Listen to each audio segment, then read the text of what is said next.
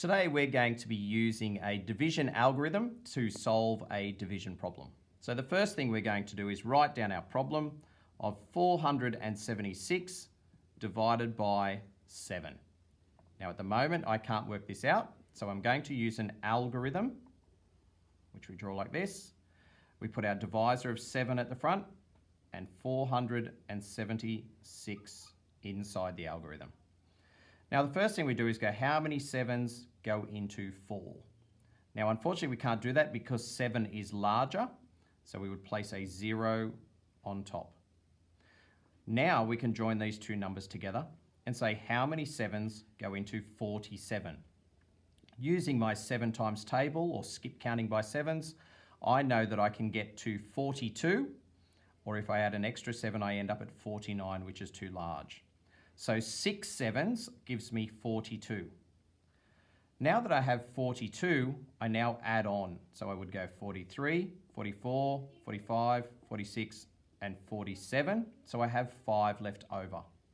So I would place my 5 above the next numeral, being the 6. Now I need to know how many 7s go into 56. And again, using my knowledge of my 7 times tables, I know that 7 8ths are 56, and because I have no remainders, I know that my answer is now complete. So 476 divided by 7 is 68. Now, sometimes we won't end up with a nice whole number. So let's say we have 132 divided by 5. First thing we're going to do is draw our algorithm, our divisor of 5 out the front, and our 132. So first we're going to say how many 5s go into 1, and I know that I can't do that. So now I have how many 5s go into 13.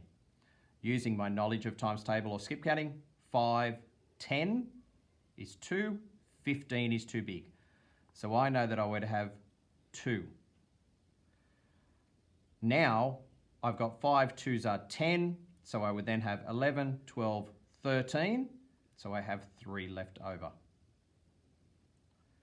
Now I'm going to say how many 5s go into 32, and I know that 5 6s are 30, and I would then have 31, 32. So if I have 2 left over, I can place it as a remainder. So I would have 2 left over. That's the first way I could work my answer out. The second way, instead of writing a remainder, I could say that I have 2 left and I need 5 to make another whole group. So I now have a fraction of 2 left out of 5 that I need. So my answer could now be represented as 26 2/5.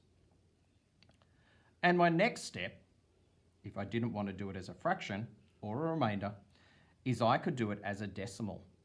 Now at the moment I have 132 as a whole number, but if I place a decimal point and I place a 0 here as a placeholder, these 2 remainders here I can now place up the top.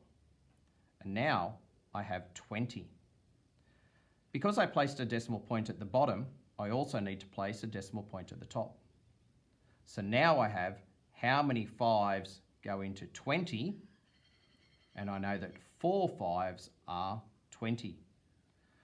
Now I don't need to put this 0 out the front, so I can rub that out.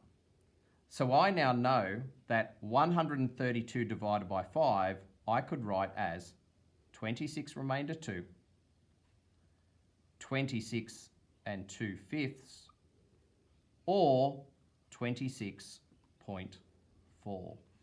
And those answers are all equivalent and correct.